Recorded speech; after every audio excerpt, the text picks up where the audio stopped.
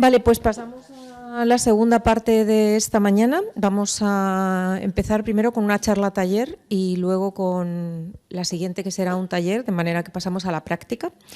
Y bueno, pues la primera charla es sobre biomímesis.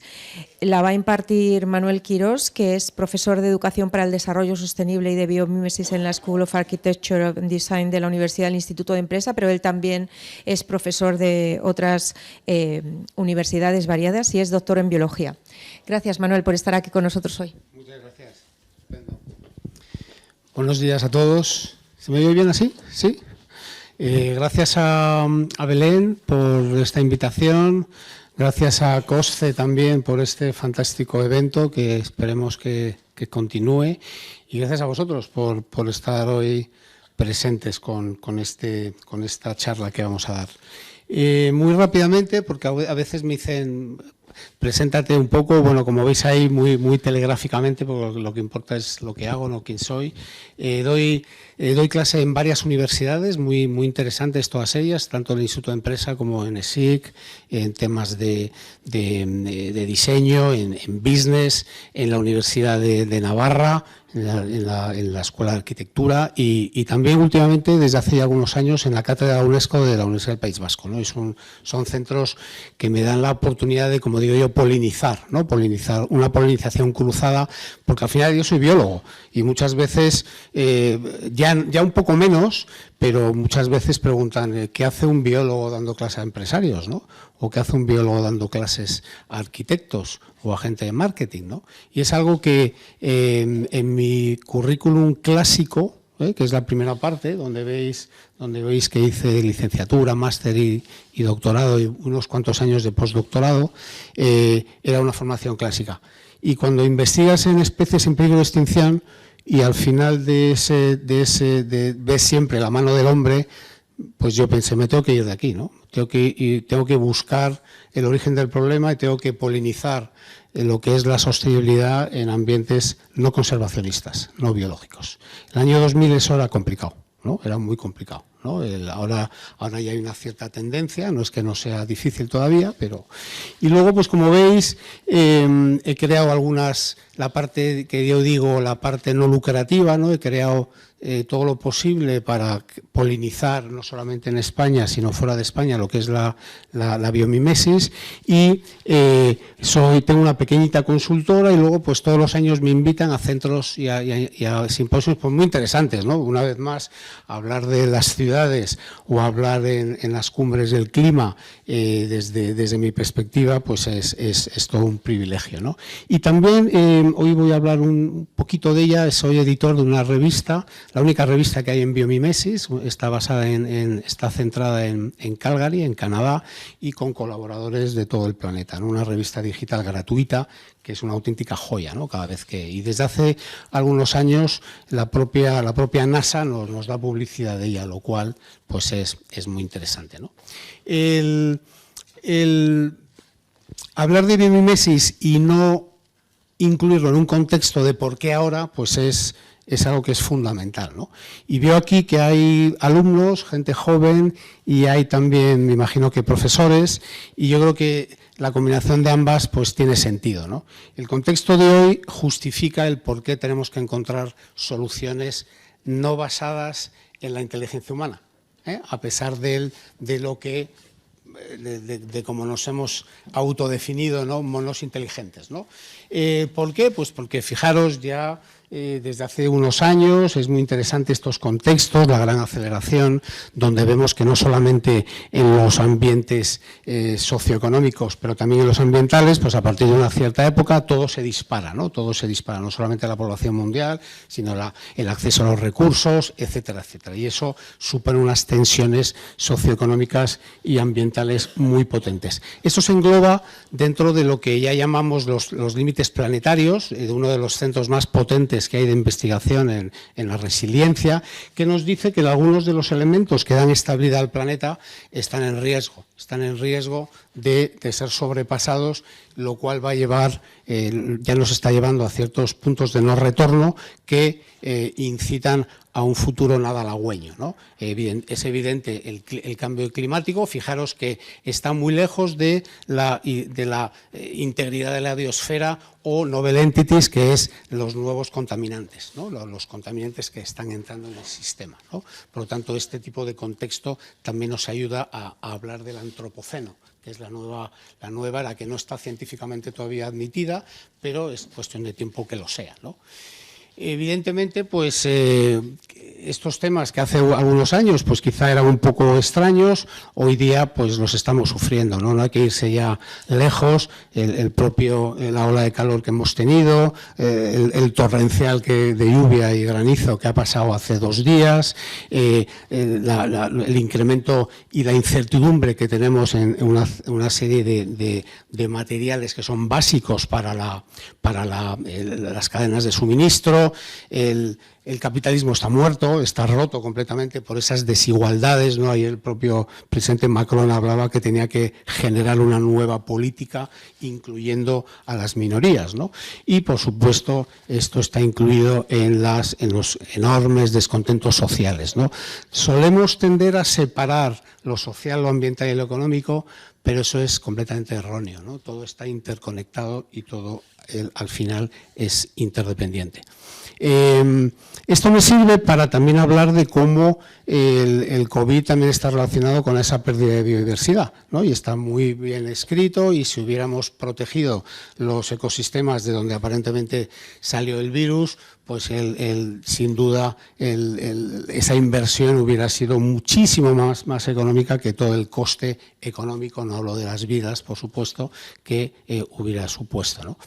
Es interesante ver que en foros económicos, y sigo hablando de este contexto, en foros económicos, fijaros, donde se reúnen las más importantes economías, fijaros cómo ha ido evolucionando esta gráfica un poco compleja, pero al final vais a ver que en los últimos años el color que predomina es el verde, y el verde implica que son riesgos medioambientales asociados a la economía, ¿no? Esto ya no hablamos de una bandera verde de Greenpeace, sino que hablamos de cómo las empresas, el sector económico, está teniendo esto muy en cuenta y cada vez más, ¿no?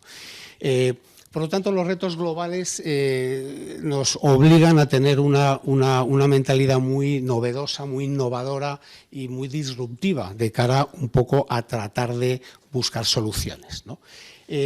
La senda ya nos la han marcado Naciones Unidas con los distintos ODS, aquí los he separado en esas 3 esferas sobre la cual la naturaleza es la que soporta a todos ellos, luego tiene una parte por supuesto social, económica y digamos el último, que es tratar de colaborar entre todos, porque individualmente quizá, como alguien dijo, llegaremos rápido, pero colectivamente pues llegamos más lejos, que es de lo que se trata, ¿no? Al final tenemos que darnos cuenta, ¿no?, que a pesar de autodenominarnos seres inteligentes, pues no podemos hablar de que somos la cúspide de la innovación, ¿no? Después de lo que nos ha pasado con el COVID, y todavía tiene flecos, y lo que estamos viendo pues en muchas ciudades. La semana pasada participaba en IFEMA, en el Foro de las Ciudades, y es tremendo, ¿no?, el problema de la contaminación, cómo se está llevando muchas más vidas de las que nos dicen, ¿no? Y es tremendo, y en ciudades tan grandes como Madrid, pues las soluciones son un poco tibias, ¿no?, a la hora de la verdad, ¿no? Y esto también requiere ser afrontado desde una perspectiva multisistémica, ¿no? Y poner carriles bici sin más no es la solución, ¿no? O poner coches eléctricos sin más no es la solución, ¿no? Es más bien un parche, ¿no? Dentro de este contexto, esta diapositiva requiere ya una clase entera, pero fijaros cómo al final un intelectual estudioso de la regeneración, que es Bill Reed, norteamericano, pues nos habla de que lo sostenible es lo menos malo, ¿no? Es el 100% neutral. Vivimos anclados en sistemas degenerativos, por definición, la economía humana es degenerativa por definición, y lo sostenible es lo menos malo, ¿no? Y al final tenemos que irnos a lo regenerativo para regenerar y para dar un impacto positivo a tanto daño que hacemos y seguimos haciendo, ¿no? William McDonough, que es uno de los creadores de esta idea de que lo sostenible es lo menos malo, habla de que si tenemos una relación y te preguntan ¿cómo es la relación con tu pareja?, ¿no?, y tú dices, bueno, es sostenible, ¿no? pues realmente pues yo creo que esa no sería algo de lo que estaríamos muy contentos, ¿no?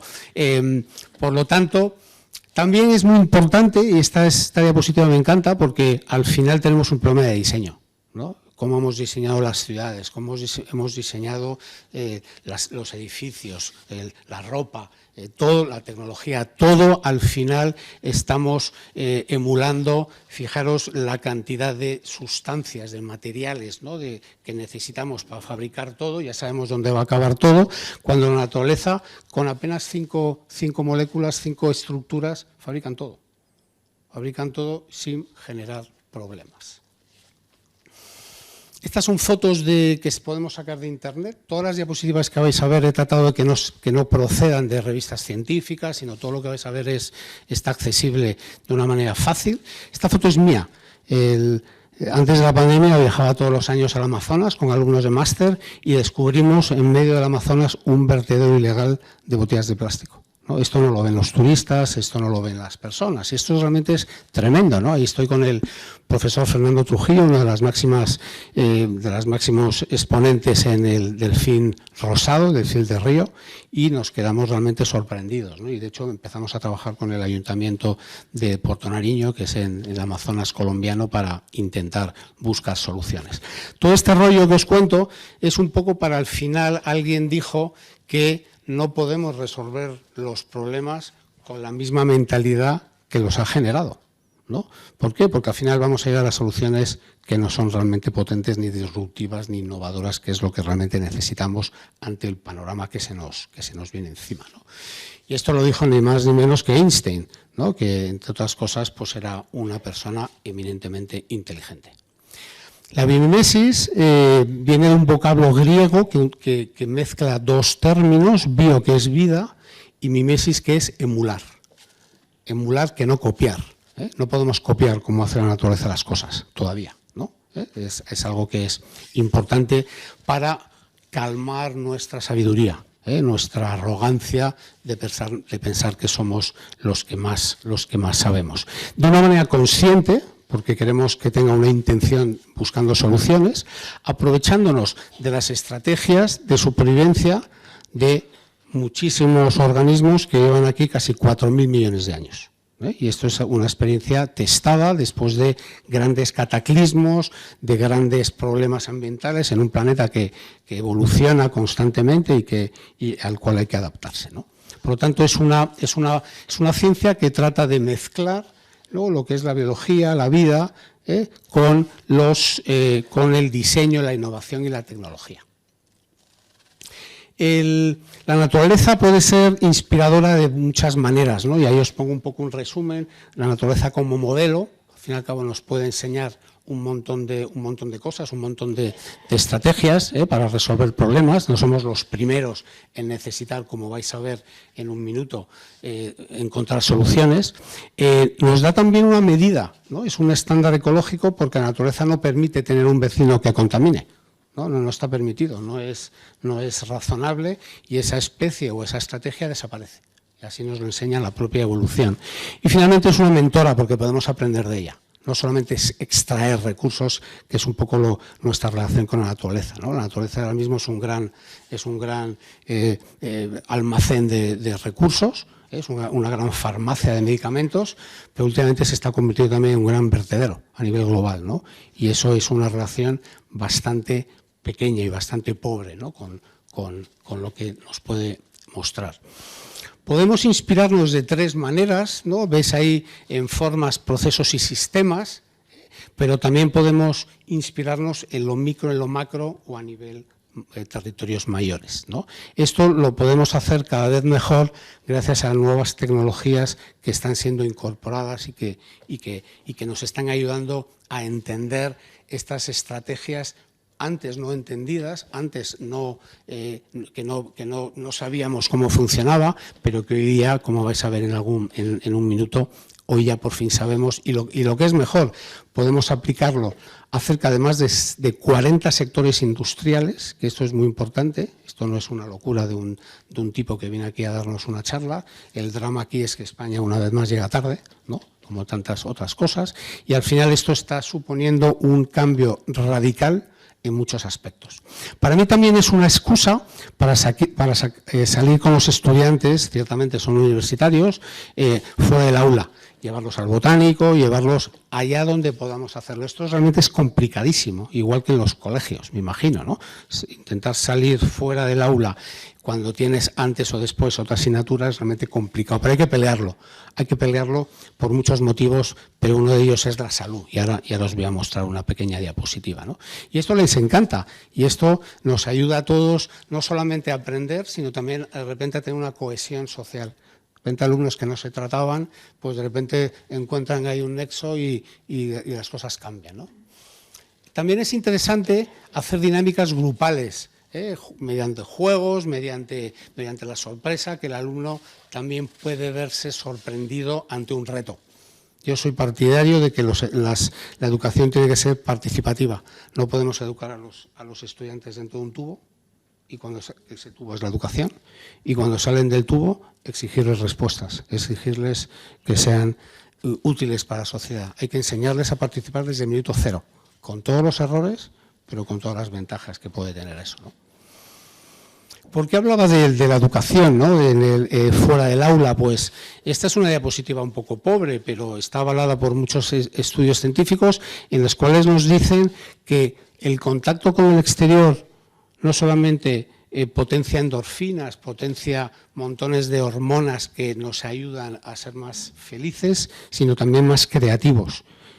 Y sobre todo después del problema que hemos tenido con la pandemia, pues sabemos que tiene en el córtex cerebral, que seguro que aquí nuestra compañera pues podría contarlo mucho mejor. Fijaros, con apenas 3 días los resultados, y son experimentos muy simpáticos con sensores para ver cómo se dispara la creatividad, ¿no? Y esto es algo que aquí todavía tenemos carente, ¿no? Fijaros el tiempo que dedican nuestros jóvenes a estar encerrados, ¿no? Me levanto en casa, me meto en un transporte público, entro en el aula y vuelta, ¿no? A pesar de que en Madrid, por ejemplo, hablo de Madrid, que es donde yo vivo y trabajo, pues en Madrid tenemos, según nos dicen las autoridades, a 10 minutos cualquier parque, ¿no? Esos parques, si no forzamos esas visitas, realmente no se usan, ¿no?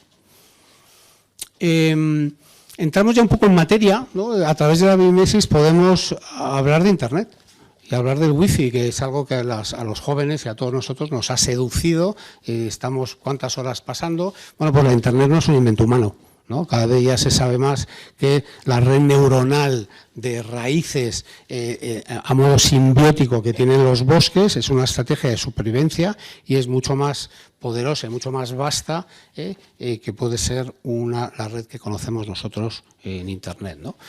O el wifi, ¿no? Como estas jirafas que cuando se acercan a comer las plantas de las acacias generan unas toxinas que no solamente amarguean el sabor de la hoja, sino que avisan a las acacias circundantes de que hay un depredador cercano, con lo cual las jirafas se tienen que mover a otro sitio para seguir comiendo. Es una estrategia que se utiliza a través de química externa, ¿no? y que eso está funcionando y es realmente fascinante, ¿no? Es decir, hablar de la química o hablar de Internet de una manera completamente distinta en el aula, ¿no? Por lo tanto, un árbol también, estas diapositivas me encantan porque un árbol al final ya no es un árbol, ¿no? Si os fijáis, esta es la percepción clásica que se sigue dando todavía en las escuelas de ingenieros de montes y de agrónomos, ¿no? Donde al final, bueno, pues se aprende uno montones de términos, montones de aplicaciones, ¿no? Y es la visión, como yo diría, extractivista, ¿no? Es cuánto a madera, cuántos metros cúbicos puedo sacar de ahí. Y bueno, pues es válido, pero desde el punto de vista de la biología, un árbol vivo proporciona muchos más servicios ecosistémicos, mucho más economía que la madera, que es un poco a lo que nos han enseñado, ¿no? Y estas cosas muchas veces rayan en centros más institucionales y más clásicos, ¿no? Cuando hablo de una visión biomimética aprendiendo del árbol, ya vemos el árbol como un genio, ¿no? Un genio que ha sobrevivido aquí a montones de cataclismos y nos enseña a fabricar energía, esa energía distribuirla dentro del bosque, tener una estructura que es el propio tronco que es resistente pero es ligera a la vez, es capaz de bombear agua desde las raíces hasta las copas. Imaginaos una secuoya que mide 70 metros cuadrados, ¿no? 70 metros de altura, ¿no? Y bombea sin necesidad de una bomba de gasolina, ¿no? Bueno, pues esos principios se pueden llevar a montones de edificios. ¿Por qué? Porque necesitamos también bombear agua. Un biólogo delante de un sistema de ingeniería hidráulica se muere, no entiende nada. Pero un ingeniero delante de un árbol, lo mismo. Por tanto, tienen que trabajar conjuntamente para mutuamente llegar a soluciones. Y eso es muy interesante, ¿no? Y bueno, hay montones de estrategias más, como veis ahí, ¿no? Captura de carbono, por supuesto, etcétera, etcétera, ¿no? Tiene montones de estrategias. Aquí he puesto algunas simplemente para... Y algunas de estas estrategias se pueden, digamos, aplicar en distintos edificios. Y ahora os pondré un ejemplo de alguno de ellos que ya se está aplicando, ¿no? También estos sistemas nos enseñan a lo que ahora está muy de moda, ¿no? La economía colaborativa, ¿no? Y fijaros, ¿no? Esto la naturaleza lo lleva haciendo millones de años, ¿no? Una misma planta es un recurso alimenticio, dependiendo de la hora del día, para montones de especies. Lo mismo que el car sharing, que un solo propietario, entre comillas, da servicio a un montón de usuarios, ¿no? ¿Vale? Y es una manera de desmaterializar el bienestar, dándole un respiro a esa extracción de recursos, utilizando, digamos, unas estrategias que son bioinspiradas. Este es el edificio, es las oficinas del Bullitt Foundation Center en Seattle, Washington. Fijaros que son 15.000 metros cuadrados, no es un edificio pequeñito, y es básicamente, funciona como un árbol, ¿eh? Tiene la misma estructura y el mismo funcionamiento que un árbol, ¿no? Y realmente es un case study para arquitectos, y es muy interesante todas sus estrategias y realmente que funciona. Este edificio además tiene una peculiaridad, que es que se desensambla en 250 años, ¿no? En vez de convertirse en restos de demolición que acaban en vertederos, pues este es como si fuera un Lego, ¿no? El arquitecto ha predicho, en función a la estructura y a los materiales, que ese edificio dentro de X años se desensamblará y ya se verá lo que se hace con esos materiales, pero nunca se concibe el concepto de residuo, de basura, ¿no? Es un concepto completamente obsoleto. Podemos también hablar de energía y botánica de una manera pasiva. Este es un ejercicio muy fácil que se puede hacer en el aula, como las piñas se abren y se cierran en función de condicionantes externos, ¿no? Y podemos enseñar eso, cómo aplicarlo y cómo llevarlo a, por ejemplo, a edificios, para que se abran y se cierren las ventanas o las azoteas, para que ventilen sin ninguna energía. La energía sostenible mejor es la que no se usa, ¿no? Entonces, esto al final es lo que se trata de aprender, ¿no? También hablamos de diseño y botánica. Cuando uno analiza con detalle una lata, ¿no? Una lata de cualquier refresco, simplemente la bebe y listo, pero hay detrás montones de ideas de diseño que nos ayudan a que sea más adaptada a nuestras manos, a nuestras necesidades. Muchas veces no caemos en ellas, pero de la misma manera que estas palmeras del Caribe pues están diseñadas de una determinada manera para soportar envites del viento, de las olas, etcétera, etcétera, sin caerse. Parece que se cae, pero no se cae, ¿no? Bueno, pues el diseño y la función van de la mano, ¿no? Y eso es algo que es muy importante. Tenemos una crisis del agua brutal, ¿no? Y es un tema recurrente que nos va a acompañar y os va a acompañar en vuestra futura vida profesional de estudiantes. Y al final, bueno, pues podemos emular y entender cómo lo hace la naturaleza en ambientes extremos y poder llevárnoslo a instalaciones humanas, ¿no? Porque al final, recordar, lo mismo que necesitamos los humanos, lo han necesitado la naturaleza. Hay una única cosa que hacemos diferente, y es la exploración espacial. La naturaleza no está interesada en eso. Es la única diferencia que tenemos.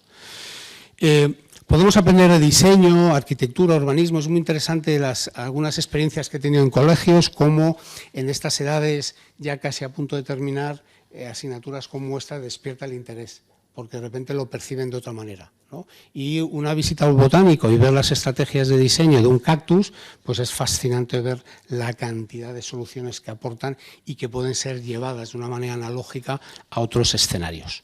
Perdonad que vaya muy rápido, pero me interesaba un poco daros una visión muy amplia y a ver si nos da un poquito de tiempo para que al final me preguntéis cosas, ¿no? Las aerodinámicas, ¿no? El fotógrafo de esta foto afirma que estuvo varias semanas, ¿no? Tratando de captar la imagen que es mágica, como un ave entra en el agua en una diferencia de presión sin chapotear, ¿no? Y esto parece que es una tontería, pero realmente es complejo, ¿no? Muy complejo, ¿no? Fijaros otra imagen, ¿no? La misma, ahí veis el mínimo chapoteo. Y esto al final solucionó un problema de los años 70, cuando había una competición entre los trenes de alta velocidad de Japón y las Olimpiadas, las Olimpiadas de Japón y los trenes de alta velocidad que se estaban diseñando en Francia, y un problema que había era cuando entraba el tren de una densidad a otra, igual que entra el ave de una densidad aérea a una acuática, producía un sonido que era ilegal. No estaba permitido. Estamos hablando que en Japón utilizan los trenes más de 70 millones de personas todos los días, imaginaros, ¿no? Entonces, estos ingenieros que no veían la solución, uno de ellos le gustaba la observación de aves y tuvo la suerte o el destino de entender cuál era el problema. Y al final, fijaros, ¿no? Cómo eran los trenes de alta velocidad iniciales, fijaros las cabezas tractoras cómo eran y cómo, gracias a ese diseño de los martines pescador, aquí llamamos el ave a la cabeza de pato, realmente no es un pato lo que inspiró, ¿no? Bueno, pues fijaros, ¿no? Y ahí es donde podemos ver el ahorro energético y la parte un poco sostenible, que es donde nos interesa ver, ¿no? Al final, este tipo de ejercicios nos obliga a tener analogías, trabajar en analogías, es decir, y es algo que nos ha demostrado tener muchos éxitos a la hora de la comprensión, como veis ahí, ¿no? Las ideas estimuladas por analogías, ¿no? Esto realmente no es difícil, pero requiere un cierto entrenamiento, ¿no? Cuando uno le habla del movimiento atómico a nivel molecular, pues realmente es complejo, ¿no? Pero si se lo explicas mediante una analogía, cómo funcionan la rotación de los planetas alrededor del Sol, pues se puede entender de una manera más fácil, ¿no? O cuando hablamos de un coágulo, ¿no? Coágulo es realmente complicado, pero al final no es más que un sistema circulatorio igual que tenemos en las grandes ciudades, ¿no? Y un coágulo al final se produce cuando hay un tapón, ¿no? Por un accidente o por lo que sea, ¿no? O cuando hablamos de la estructura, ¿no? De un chasis o de la estructura de cualquier vehículo, pues al final estamos hablando de un endoesqueleto de cualquier vertebrado, que también nos explica un poco esa necesidad de armazón para luego montar los huesos y demás, ¿no? Si yo os preguntara aquí el análogo natural del alambre de espino, ¿quién es el valiente que me responde? A ver, venga. ¿Perdón? Una zarza, fenomenal, fantástico, ¿eh?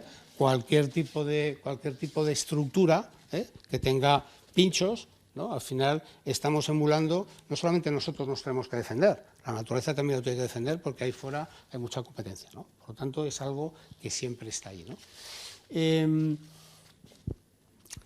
Estamos, como sabéis, por el tema de cambio climático, necesitados también de diseñar energías eficientes, ¿no? Está habiendo un trabajo muy interesante, ¿no? Y podemos hablar también de cero CO2, como las luciérnagas están, digamos, lamentablemente en peligro, ¿no? Aquí en Europa o en España están desapareciendo, ¿no? Por la contaminación ambiental y pesticidas, etcétera. Bueno, pues están inspirando a ingenieros a hacer nuevas luminarias mucho más eficientes para ambientes de interior o para distintos, ¿no? Y ahí veis dos empresas que ya están trabajando en ellos. Importante entender que están inspiradas en cómo estos insectos, ¿no? Al final, fijaros, la estrategia de la naturaleza nos enseña a tener como un cubo de Kubrick, ¿no? Podemos trabajar, como os decía antes, en distintos elementos, forma, procesos, sistemas. Podemos hablar a nivel de estructura, información, energía, incluso materiales, ¿no? Lo podríamos meter ahí también. Y por supuesto, en cualquier tipo de disciplina. Esa es la parte que enriquece la biomimesis, ¿no? Todos todos cuentan y todos aportan. Y eso es fundamental para, al final, abordar de una manera holística los problemas. Es interesante en algunos el plantear, yo sé que en algunos colegios se hace, ¿no?, un concurso de pósters, ¿no?, el mejor póster, en este caso, pues de cómo las estrategias de los insectos nos pueden ayudar a ahorrar agua, ¿no? En este fantástico insecto, el escarabajo de Namibia, ¿no?, con un montón de estrategias que se pueden aplicar. También se puede llevar el dibujo. Esto es un alumno alemán que, bueno, pues que le dio libre a su interpretación y bueno, pues un ciervo volante y unas mariquitas, pues él le dio rienda suelta a su imaginación de cara a encontrar esas soluciones completamente conceptuales, ¿no?, pero muchas veces interesantes para también despejar y poder abordar soluciones, ¿no? Fijaros la matemática aplicada, ¿no? Esto está emulado de cómo son los huesos, nuestros propios huesos. Si tuviéramos huesos macizos, yo no podría estar andando como estoy ahora, tendría que andar básicamente así, ¿no? Entonces la naturaleza nos enseña cómo tenemos que diseñar y depositar materiales allá donde son más necesarios, donde haya más fricción, donde haya más resistencia, donde haya más palancas de flexibilidad, de flexión, etcétera. Y bueno, pues esto se ha llevado, como veis ahí, a diseños de férulas, a diseños de chasis de vehículos. Ahora mismo Airbus está trabajando también en esto, ¿no?, porque es muy importante la reducción de los combustibles y es algo que viene de la propia naturaleza, ¿no?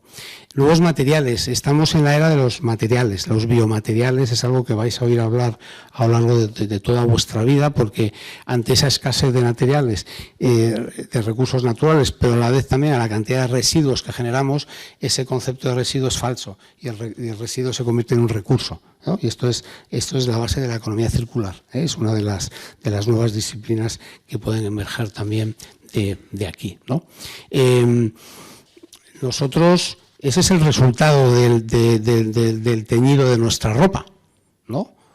¿Por qué? Pues porque hemos convertido a China en la fábrica mundial, ¿no? Y el color del río de esa ciudad es el color de moda de la ropa de ese año. Y eso es lamentablemente, porque al final estamos perdiendo capital natural, estamos perdiendo valores. El agua, ¿qué es lo que hace el ser humano cuando busca otro planeta, ¿no? Lo primero que busca es el agua, ¿no? Y si hay agua, bien, y si no hay agua, lo descartamos, ¿no? Bueno, pues esa es la manera en la que tratamos el agua en nuestro propio planeta, ¿no?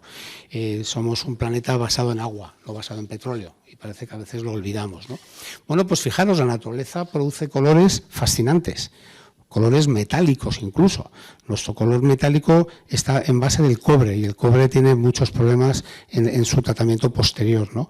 Bueno, pues esto es lo que se llama el color estructural. Es una nueva manera de generar color en base a la física, no a la química. Y esto es otra lección que nos está dando la naturaleza. Se está empezando a utilizar en textiles y el futuro augura que va a estar aplicado en carrocerías de vehículos, en edificios, etcétera, etcétera, ¿no? Y con lo cual es muy interesante también estudiar la física desde esa perspectiva, ¿no? Esa perspectiva aplicada. Esto lo vemos, pues todos los que veraneemos en el norte, vemos los mejillones, los hemos visto toda la vida, ¿no? Nos encanta de todas las maneras, ¿no? Ya sea en lata, de cualquier manera, ¿no? Pero nadie se ha fijado en cómo se adhieren, nadie ha estudiado cómo se adhieren en ambientes húmedos, de mucha presión, rugosos, que no están limpios y, bueno, pues investigadores norteamericanos han diseñado un pegamento libre de tóxicos, libres de formaldehídos, que es un material canceroso, va a estar prohibido en los próximos años en la Unión Europea, está en la lista, para el sector de la madera, ¿no? Y esto es muy interesante, porque los mejillones, aparte de comérnoslos, pueden tener otras visiones. Y pongo este ejemplo porque lo tenemos aquí, y esto lo descubrió un investigador en California, ¿no? Y cuando aquí pues tenemos mejillones y podemos también verlos, ¿no? La eficiencia energética, aquí es donde la naturaleza se pasa, porque la energía es la máxima, el máximo cuello de botella, ¿no? La energía es un limitante y la naturaleza nos enseña muchísimo. Y es un elemento que se repite, los vórtices, las espirales.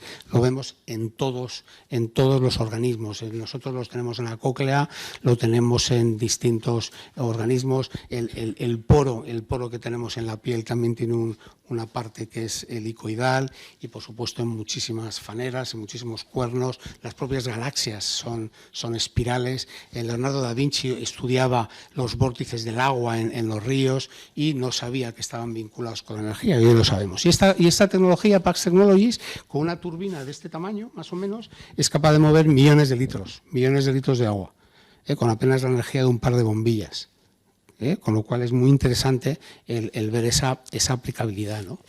Los tiburones, ¿no?, que nos han mostrado que son terribles y son súper malos, ¿no?, pobrecitos, que ahora están también muy seriamente amenazados. Bueno, pues algunos han descubierto que la cubierta, las escamas de los tiburones están completamente limpias, a pesar de ser una especie que no es muy rápida, no es como los atunes o como otras especies. Entonces hay que entender que el mar es una sopa de microorganismos, de varanos que se quieren adherir a cualquier cosa. Bueno, pues investigadores, una vez más norteamericanos, descubrieron que emulando, que no copiando esa estructura, pues fijaros, sin antibióticos, podían producir un rechazo de crecimiento bacteriano en distintas superficies. Y esto es muy importante porque habréis oído hablar de que estamos generando cepas súper resistentes, ¿no? Las bacterias ya no responden a los antibióticos, y esto es algo que nos debería preocupar porque realmente es un problema en los quirófanos y en muchísimos lugares, ¿no? Y bueno, pues fijaros, esto se puede imprimir en 3D a nivel muy pequeño, y al final pues fijaros dónde lo están utilizando, en camas de hospitales, en quirófanos, incluso en algunos chupetes y en organismos que llevan aquí casi 450 millones de años, ¿no? Y nosotros lo acabamos de descubrir ahora mismo. Si os preguntara qué conexión hay entre un murciélago y un invidente, ¿qué respuesta me daríais? Esto es difícil, ¿eh? Aquí la analogía es compleja, ¿no? ¿O no? ¿No? Yo en mis clases permito que la gente se equivoque, porque si no vale, ¿no? Imaginaros, ¿no? Si supierais la respuesta, en fin, ya estaréis ahí donde estoy yo, ¿no? Bueno, pues esto es, ¿no? Alumnos de una universidad inglesa, Leeds, ha diseñado un bastón para invidentes, emulando ese pequeño sonar, ese pequeño sistema que los murciélagos tienen para poder esquivar materiales o barreras, a la vez que pueden realmente capturar mosquitos en el aire, ¿no? Es un sonar que nosotros no podemos copiar. Tenemos sonar en los submarinos, etcétera, pero son de un tamaño y de un volumen importante, pero esto apenas pesa unos pocos de gramos, ¿no? Estamos muy lejos de poder hacerlo, pero este es un primer intento, ¿no? Esta universidad está empezando a diseñar bicicletas para invidentes, para bicicletas de mountain bike, O sea que imaginaros, ¿no? A través de esos sensores, el alumno diestro, yo he tenido este bastón en mis manos y un desastre, me tropezaba y me caía. O sea que entiendo que los invidentes tienen mucha más sensibilidad que nosotros y, por otro lado, requiere de un cierto entrenamiento, ¿no? O sea que esto es interesante también, ¿no? Con eso quiero deciros que la aproximación de la biomimesis tiene, como veis ahí, ¿no?, de la biología al reto, es decir, qué organismo me puede ayudar para el reto que yo tengo, o al revés, qué reto quiero resolver y qué organismo me puede ayudar, ¿no? Y esto es interesante, porque a diferencia de la evolución humana, nosotros podemos coger pongo un ejemplo, distintas patas de distintos organismos y diseñar y fabricar la pata perfecta, ¿no? Porque cogemos la pata de una cucaracha, el diseño de la pata de una cucaracha, de una rata, de un cangrejo, y es un organismo, un robot que puede rastrear en momentos de desastres naturales, que hay que buscar a gente, ¿no?, en momentos muy duros, ¿no? Y en ese sentido nosotros hemos mejorado esa pata porque la adaptamos a las condiciones que nosotros necesitamos, ¿no? También es interesante plantear retos y juegos, ¿no?, en el propio aula, y muchas veces este es un diseño que hicimos nosotros hace muchos años, tratando de entender, tardamos 5 años en entender cómo funciona el pico de un flamenco, que de una manera pasiva es capaz de filtrar varios cientos de litros por minuto, ¿no? Buscando plancton, ¿no? Bueno, pues al final diseñamos una turbina bidireccional, es decir, que puede moverse en función del oleaje para dar energía en puertos o en pequeñas boyas, y etcétera, etcétera, ¿no? Es muy interesante. Al final, la función de la estrategia es fundamental. Es fundamental para entender la biomimesis, porque nada está diseñado de una manera aleatoria, ¿no? Detrás de una forma determinada hay una función, y esa función obliga a cumplir el requerimiento que ese contexto haya, digamos, presionado. Y yo siempre hablo de que la naturaleza, los organismos son prototipos. Si ese diseño funciona, la especie evoluciona. Si no funciona, se extingue, ¿no? ¿Por qué? Pues porque al final no te has adaptado a ese ambiente cambiante, ¿no? De tal manera que la pluma de esta rapaz tiene una forma concreta que se adapta a ese organismo, pero es que ese organismo vive dentro de un bosque, por lo tanto, todo está conectado, ¿de acuerdo? Todo tiene un sentido en función a las necesidades que ese bosque, ¿no? Las alas de las rapaces forestales, sus alas son cortas para poder maniobrar de una manera muy rápida, ¿no? Y son procesos multifuncionales, porque esta rapaz caza de noche, por lo tanto tiene que tener visión nocturna y cuando vuela no puede hacer ruido. Y todos esos diseños se reúnen en un solo organismo, ¿eh? Son multifuncionales. Aquí lo vemos muy claro, ¿no? El diseño de este pingüino está adaptado a este contexto, ¿no? El contexto extremo, el pingüino de emperador puede soportar temperaturas de menos 60 grados, ¿no? Cuando hace frío y cuando hace viento, ¿no? Y si ese ambiente cambia, pues realmente ya sabéis lo que le va a ocurrir, ¿no? Realmente pues no está adaptado y esta especie pues acabará sucumbiendo porque no puede escapar de allá donde vive. Esto se ve muy claramente en esta, no en esta diapositiva porque no entendéis nada, pero es lo que se llama la taxonomía. Taxonomía no es más que una clasificación donde uno, en función de la función que vaya buscando, puede ir encontrando a distintos niveles respuestas. Y esto es algo que ha costado mucho tiempo hacerlo porque lo que uno entiende por adherencia siendo biólogo o siendo químico o siendo ingeniero o siendo médico no es lo mismo, ¿no? Y esta taxonomía trata de entender y trata de unificar estos. Esto afortunadamente ya está digitalizado a través de una página que os voy a mostrar en un momento y muchas veces pues nos facilita las cosas. Estos son los juegos, ¿no? Que a veces yo me invento, en los cuales les pongo una serie de preguntas, ¿no? A los estudiantes, y es muy curioso porque cuando las pocas veces que he trabajado con niños de colegio de esta altura, ¿no? Más o menos, no sé qué años tienen, pues esto lo resuelven en 2 minutos. Es tremendo. Cuando te vas a alumnos de máster, que me perdonen ahora que no me oyen, pues realmente no llegan, ¿no? Voy muy rápido porque quería mostraros más cosas, cómo podemos encontrar supercampeones, superpoderes con distintos organismos que los tenemos a veces muy cerca. La superadherencia, otra vez más la física entra en juego. Fijaros, las fuerzas de Van der Waals es una fuerza física a nivel molecular. A mí me sirvió. Esto fue un proyecto que me contrató un centro de tecnología chileno y me encantó porque antes de la pandemia, porque lo que quería era hacer un álbum de cromos. Y dije, ¿pero cómo un álbum de cromos? Pero si ahí están los futbolistas, Messi, etcétera, etcétera. No, quiero que sea un álbum de cromos de biomimesis, ¿no? Y el protagonista era un gecko, era una salamanquesa que iba introduciendo los distintos. Causó bastante impresión y por un año por lo menos conseguimos que, aparte del fútbol, los jóvenes chilenos pues aprendieran de biomimesis también, ¿no? Fascinante, ¿no? También la economía circular, ¿no? Cómo la estrategia de un árbol, de un bosque, pues nos puede ayudar, por ejemplo, a entender el potencial que podría tener una cervecera, ¿no? Que utiliza agua, genera residuos y al final puede generar modelos de negocio paralelos, ¿no?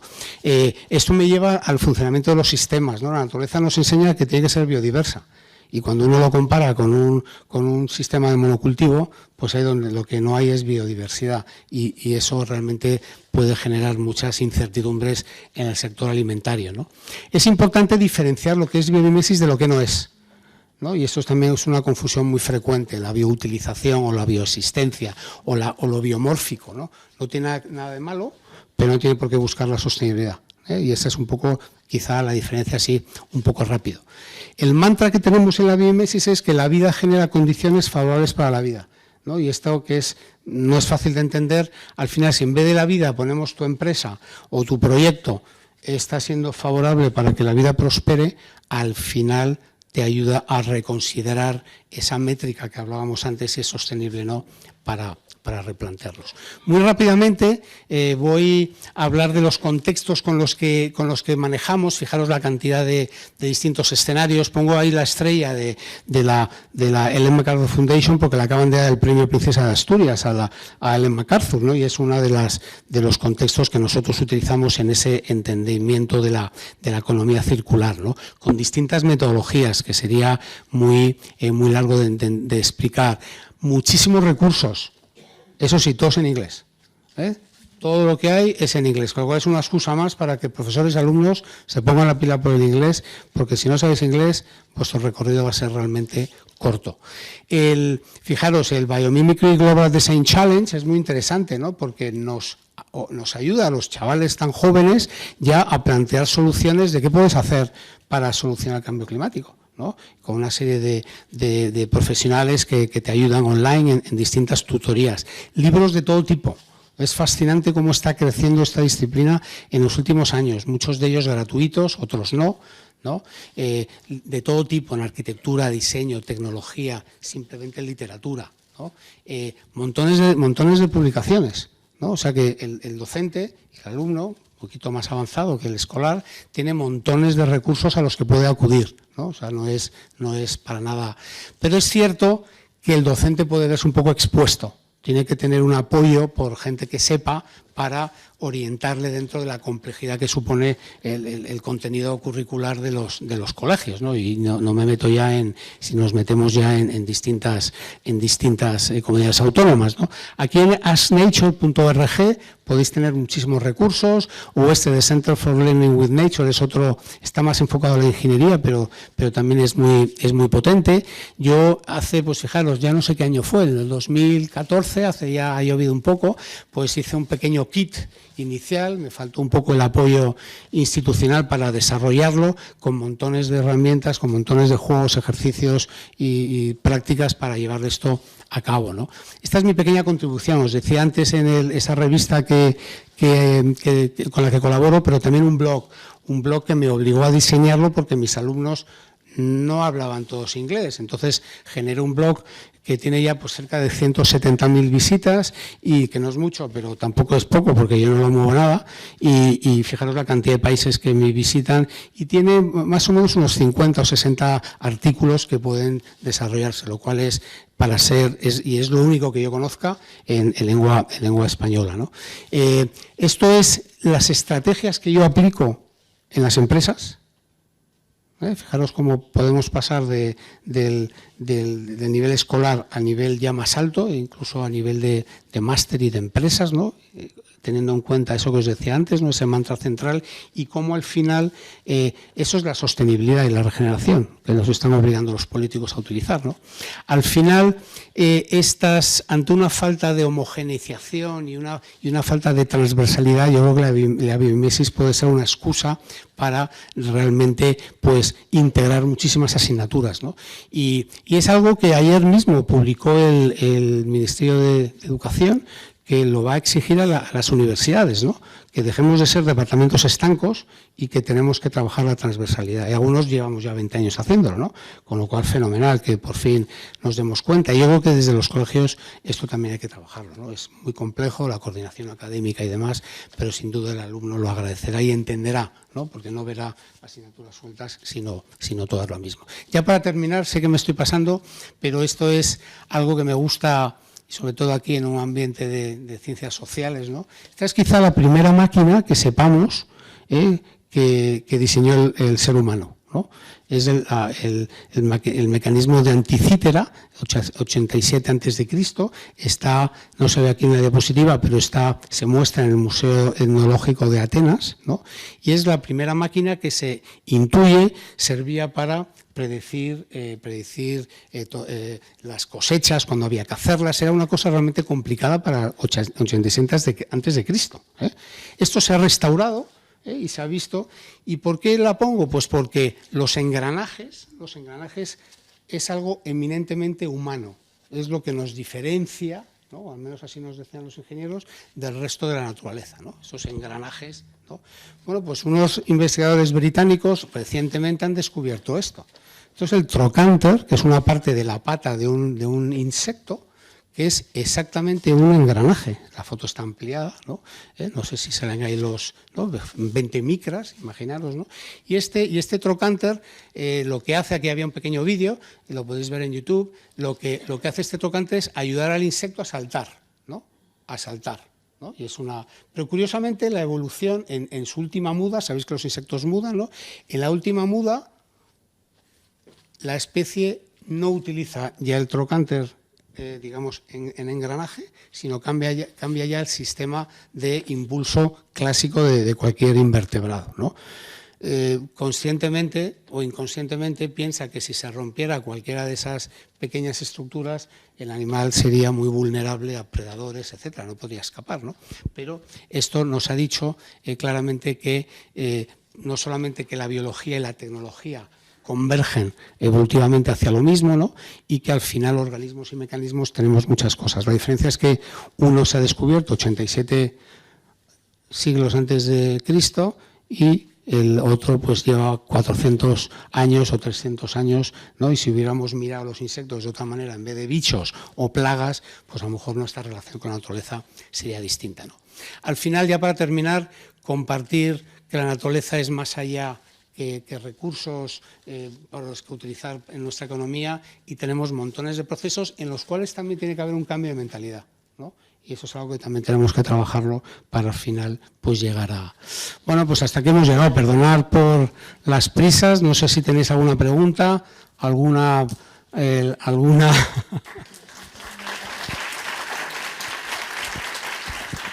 Gracias, Manuel. Pues nada, tenemos tiempo para un par de preguntas. ¿Quién se anima?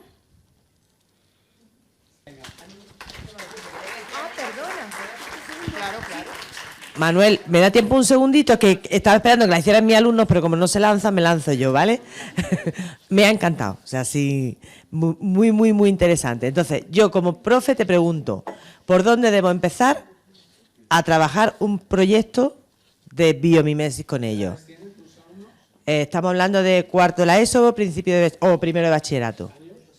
15-16. Realmente es una pregunta compleja, ¿no? Para darte una respuesta válida y eficaz. Porque al final entiendo que tú tienes que adecuar tus contenidos obligados de la materia. No, tengo una asignatura diseñada solo para investigación. Ah, fenomenal, vale. Yo soy muy pro codiseño.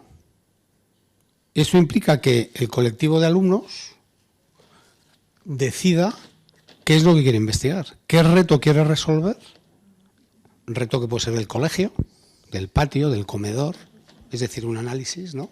Puede ser el reto del barrio, puede ser el reto de donde yo vivo, puede ser el reto, cuanto más grande, más complejo, ¿no? Pero cuanto más grande, más interesante, porque te obliga a ponerte en contacto con algún concejal o alguien de un ¿no? El colegio también te obliga a estar en contacto con los directores, etcétera, ¿no? Entonces, que el colectivo de estudiantes vea qué reto quiere resolver, ¿no? De una manera colectiva y unificada. Puede haber varios retos. Otra opción puede ser qué especie nos gusta a todos, qué organismo nos gusta a todos, y vamos a ver qué soluciones nos puede abordar, nos puede aportar para a ver qué retos, ¿no? Pero la biomimesis siempre habla de problem solving, ¿no? ¿Qué problema tenemos y cómo podemos resolverlo? ¿Vale? Y en esas edades, evidentemente, a una escala conceptual. Pero a veces, esas propuestas, si son realmente potentes y se han trabajado muy bien y se ha enriquecido, puede llegar a poner un compromiso al director de un colegio. ¿Por qué? Pues porque me acuerdo, no era en biomimesis, pero era parecido. Los niños, insisto, de mi experiencia en los colegios de este tamaño, protestaron después de ese proceso de codiseño de que las papeleras estaban muy altas. Entonces ellos querían contribuir al zero waste, ¿no?, al cero basura, pero no podían. Entonces, no me acuerdo cómo acabó aquello, pero fijaros cómo se ven los problemas de distinta altura, de distinta óptica. Y eso yo creo que es más interesante en este tipo de asignaturas, que tú llegues y digas, oye, se hace esto. Entonces, la versión 1.0 de tu propuesta podría ser esa. Y los alumnos te pueden ayudar a ir rellenando fichas o rellenando contenidos de ese primer reto, de cara a que tengamos una aproximación de cuál es el reto, pero que no sea su opinión, sino que esté validada por el colegio. Es decir, una investigación social, ¿no?, con un cuestionario sencillo. Ellos manejan además las redes sociales, con lo cual pueden tener respuestas importantes. Luego, ¿cómo se aborda este problema en otros centros? No vamos a inventar la pólvora, ¿no? Muchas soluciones ya están dadas. Y finalmente también vamos a ver qué nos dice la biología de esos retos, es decir, de esas soluciones, es decir, qué organismos me pueden. Cuando uno diseña, por ejemplo, un casco de bicicleta, tú no le puedes preguntar a la naturaleza, y eso es la taxonomía. Tú no le puedes preguntar a la naturaleza, oye, ¿cómo diseña un casco la bicicleta? La función del casco, ¿cuál es? Proteger. Si tú preguntas a la naturaleza cómo protege, vas a tener millones de respuestas, y ahí viene la gracia. Y luego, junto con las analogías, pues podemos realmente empezar ya a unir cabos sueltos. Si encima en el colegio podemos tener impresoras 3D, pequeños estudios de modelaje, pretecnología, o como se llame ahora, pues podemos hacer un prototipo, ¿no?, y encima ponerlo y ver si realmente funciona, ¿no? Es decir, es lo que llamamos en inglés aprender haciendo, un learning by doing, ¿no? Y eso yo creo que al final implicas al colectivo de estudiantes, vas encontrando respuestas, van entendiendo cómo son los procesos que el día de mañana les va a tocar. Fundamental trabajar de una manera colaborativa y al final, bueno, pues haciendo una síntesis de la respuesta, ¿no?, la respuesta que hay que abordar al colegio o a quien tenga ese reto. No sé si te he respondido. Bueno, también ayudaría los recursos que has puesto, porque eso sí que inspira a los profesores para propuestas, ¿no? O sea que... Tienes la fotosíntesis con la energía solar fotovoltaica hoy en día tan necesaria para la energía sostenible. Entonces el ejemplo de la fotosíntesis lo tienen los chicos en el colegio y a partir de ahí puedes generar una célula solar fotovoltaica bastante simple con el mismo procedimiento y viendo cómo absorbe la energía del sol, que es gratis, que la tenéis ahí. Es un ejemplo de biomimesis. Muy bien, pues nada, muchísimas gracias, Manuel, por tu charla, muy inspiradora.